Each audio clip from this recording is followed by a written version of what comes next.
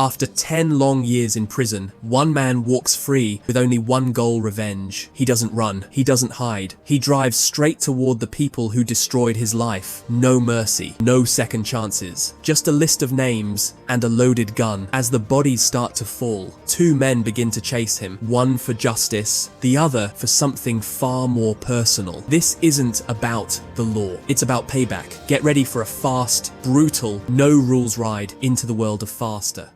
The story begins inside a prison where an inmate named Driver is quietly staring at a photograph of himself and his younger brother. He has been waiting for this day for 10 long years. Today is the day he is finally being released. A short while later, several police officers arrive and escort Driver to the warden's office. The warden tells him that once he's out, he should try to live a better life. He hands Driver a card and says that if he ever runs into trouble, he can call him. But Driver isn't listening. The only thing he asks is, "Where's the exit?" Moments later, Driver walks out of the prison gates and immediately runs toward a nearby scrapyard. Covered under a tarp is his old but still shiny car. He pulls the key from where it's hidden on the tire and gets inside. Inside the car, he finds detailed information about a man, a revolver, several maps, and a stack of documents. Without hesitation, Driver starts the engine and heads straight toward his target's location. When he reaches an office building near a busy road, Driver calmly crosses the street, enters the building, finds the man he's looking for, and shoots him in the head, killing him instantly. The entire act is captured on CCTV cameras. Driver doesn't care. He gets back into his car and drives away. Nearby, at a small bar, a drug addict named Slate tries to buy drugs from a dealer. Since Slate doesn't have enough money, the dealer initially refuses. After some negotiation, Slate manages to buy a small amount. Meanwhile, police officers flood the office building where the murder took place. Among them is Officer Cicero. A short time later, Slate also arrives because he, too, is an investigation officer. However, due to his drug addiction and terrible reputation, no one in the department respects him. In fact, plans are already in motion to fire him. Cicero tells Slate to leave the scene, but Slate refuses. He says clearly that he's here to solve the case, and he's not going anywhere. Elsewhere, Driver arrives at another office. Inside, he finds Roy, the man he previously contacted to gather information about the people responsible for his brother's death. Roy is also the one who left the car and supplies in the scrapyard for Driver. Driver asks for the rest of the information, but Roy says his price has gone up. He now wants double the original amount. Driver gets angry and counters by offering only half of what they originally agreed on. Annoyed, Roy calls in his bodyguard, an MMA champion, who steps forward to attack Driver. But the moment the bodyguard notices the tattoo on Driver's hand, everything changes. He freezes. Terrified, he calls Driver Ghost and immediately runs away. Seeing his bodyguard flee in fear, Roy completely panics. His confidence disappears. Out of pure fear, he hands Driver all the names and addresses free of charge. Back at the police station, Cicero and Slate review the CCTV footage. From the video, they realize something important. Driver and the victim clearly knew each other very well. This wasn't random. They decide to dig deeper into Driver's past. At that moment, Slate receives a phone call from his wife. She tells him that today he has to take care of their kids. She's already exhausted from dealing with his drug addiction. Slate has no excuse. He picks up his son and heads toward the baseball practice field. And from here, everything begins to spiral even further. Meanwhile, inside his own house, a man known simply as the Killer is practicing yoga. His home is large and expensive, and the framed photos on the walls make it clear that he is a successful software developer. As a child, he suffered from serious problems with his legs, but through years of disciplined training, he transformed his body. Now, he is both incredibly strong and extremely flexible. In the present day, however, he works as a contract killer. While talking casually with his girlfriend, his phone suddenly lights up with a new message. A photo appears on the screen. It's Driver. This is his next target. Without hesitation, the killer gathers his gear, kisses his girlfriend goodbye, and leaves the house. At the same time, Cicero is sitting in his office, closely studying the tattoo on Driver's hand. Just then, his superior walks in and apologizes for pairing Cicero with someone as unreliable as Slate. Cicero says it's not a problem and asks his superior to leave so he can focus on the case. Meanwhile, Slate has managed to dig up even more information on Driver. From the records, they finally learn his real name, Jimmy. 10 years ago, Jimmy and his younger brother Gary pulled off a major bank robbery. Jimmy served as the getaway driver, and his driving skills were so extraordinary that everyone started calling calling him Driver. Thanks to him, they escaped the police without a scratch. But when they returned home, several men ambushed them at gunpoint, demanding to know where the money was hidden. To save his brother, Jimmy revealed the location of the cash. But even after getting the money, the men shot Gary dead right in front of him. Then they shot Jimmy in the head. By some miracle, Jimmy survived, but he needed a metal plate implanted in his skull. After that, the court placed the entire blame for the robbery on him alone, sentencing him to 10 years in prison. That is why, now that he's free, Driver is systematically hunting down and killing everyone involved in his brother's murder. His current target is an elderly man. Outside the man's apartment, the killer waits patiently, watching Driver while speaking on the phone with his therapist. The moment Driver enters the building, the killer loads his gun and follows him inside. Inside the apartment, the elderly man has lured a young woman inside under the pretense of needing help. He drugs her drink and waits for her to pass out, planning to assault her and record everything on video. But before he can do anything, Driver kicks the door open and points his gun straight at him. Seeing Driver alive, the old man panics. He admits that he paid a large amount of money to have Gary killed. Driver doesn't listen. He simply shoots the man in the head and walks out. Outside,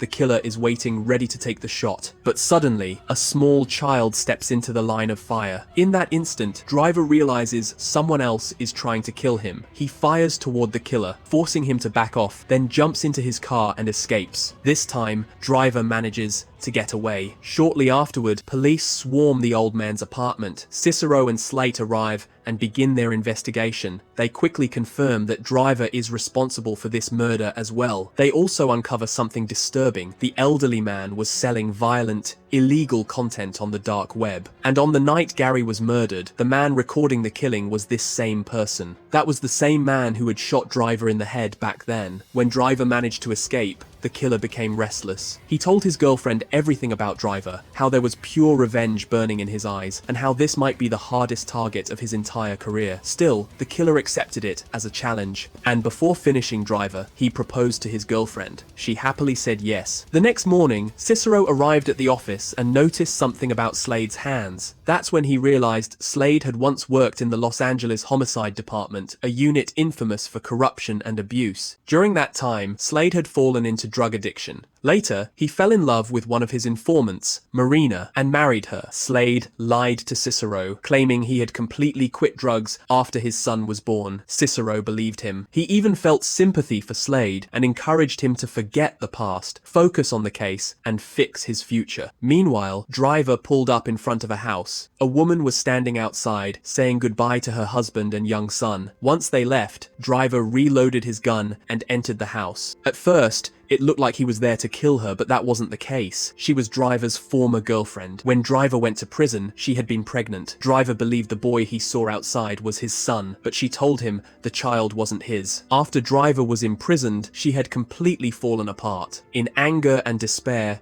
she had an abortion, then moved on with her life and married another man, the child's real father. Hearing this shattered Driver. Without saying a word, he walked out of the house. While Driver was breaking inside, the killer was celebrating his wedding. He and Lily raced supercars to a church and officially got married. They were both genuinely happy. Afterward, they went to an empty area for fun, practicing target shooting with handguns. Now that the killer was officially married and had responsibility on his shoulders, he decided to quit contract killing and start a peaceful life somewhere new with Lily. She was thrilled. Meanwhile, Slade showed up at Marina's house. Cicero's words had deeply affected him. Because of Slade's addiction and violent behavior, Marina had left him and moved to a separate place. Now Slade wanted to fix everything. He apologized sincerely. Marina was still worried about him and had been watching the case investigation on TV. At first, she refused to forgive him, knowing how badly drugs had ruined him, but Slade promised her that he would never touch drugs again. At the same time, Driver reached his next target, a strip club bouncer. This was the man who had slit Gary's throat. Driver followed him inside the club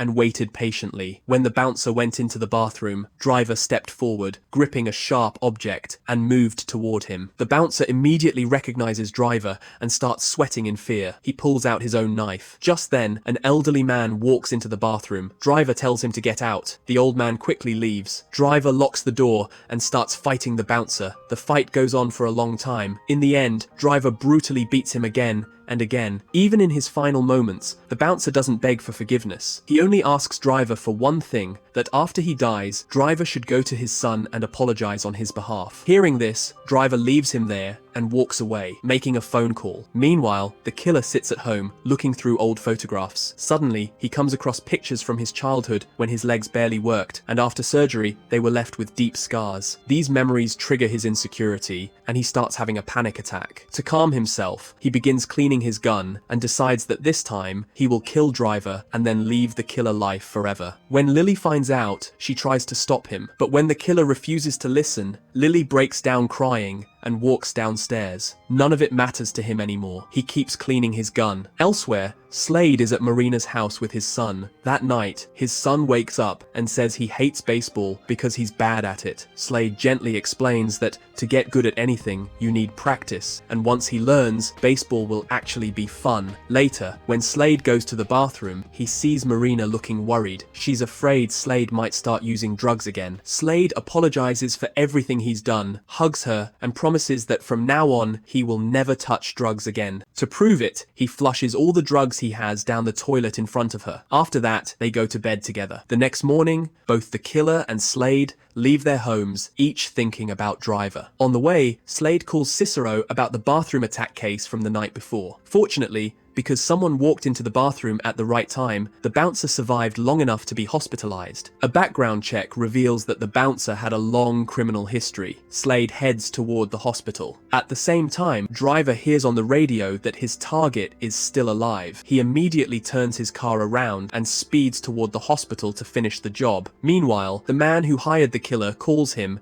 and tells him about the bouncer. He warns that Driver might go to the hospital and orders the killer to head there as well. At the hospital, several surgeons are operating on the bouncer. Slade arrives first and waits in a nearby room, but moments later, Driver shows up. He storms straight into the operating room and, right in front of the doctors, shoots the bouncer multiple times, killing him. Gunshots send the entire hospital into chaos. Slade runs outside and chases after Driver. Both of them end up in the hospital basement, firing continuously at each other. But in the end, using pure skill, Driver quickly gains the upper hand and holds Slade at gunpoint. But when Driver notices the police badge, he says nothing. He gets into his car and drives away. Suddenly, the killer's car pulls up beside him and a high-speed chase begins. Both of them are expert drivers. While racing through traffic, they fire shots at each other. One bullet grazes Driver's neck, leaving him wounded. Driver fights back by shooting the killer's tire, disabling the car, and escapes at full speed. The killer is furious. At that moment, his contractor calls and tells him the job is cancelled. Driver is no longer a target. The killer explodes with anger. He refuses to stop. He doesn't cancel the contract himself and decides to continue on his own. Meanwhile, Driver's condition worsens. He goes straight to Gary's old house, where Gary's mother is still living. Inside, Driver looks at old photographs. When Gary's mother sees his wound, she stitches it herself. Driver explains that the robbery was never about getting rich. It was to help Gary pay off his debts. He only agreed because he truly cared about his brother. He never imagined someone from their own group would betray them, leading another gang to kill Gary. Gary's mother comforts Driver, and they talk about Gary for a long time. After that, Driver leaves to face his final target. On the road, he keeps asking himself one question: who betrayed them? Who paid to have Gary and him killed? Elsewhere, Cicero praises Slade for his presence of mind. At least he managed to get close to Driver. Cicero then mentions a few more suspects Driver might go after next. Slade secretly takes a photo of one of them and heads toward that man's house. Driver arrives at a small rural church. Inside, a preacher is giving a speech to a group of children inside a tent, teaching them about the right path in life. Driver waits until the children leave, then speaks to the preacher. The preacher admits he has completely left his criminal past behind. After Gary's death, guilt destroyed him. He was the only one in the crew who never wanted Gary dead. The others did. That guilt pushed him to change his life. Even after Gary's death, the preacher turned himself in to the police and served his sentence. He now has 12 adopted children who depend entirely on him. Driver takes him outside and almost pulls the trigger, but after hearing everything, he fires a shot into the ground instead. He tells the preacher to go take care of his family and walks away. Driver sits inside the tent. Suddenly, the killer appears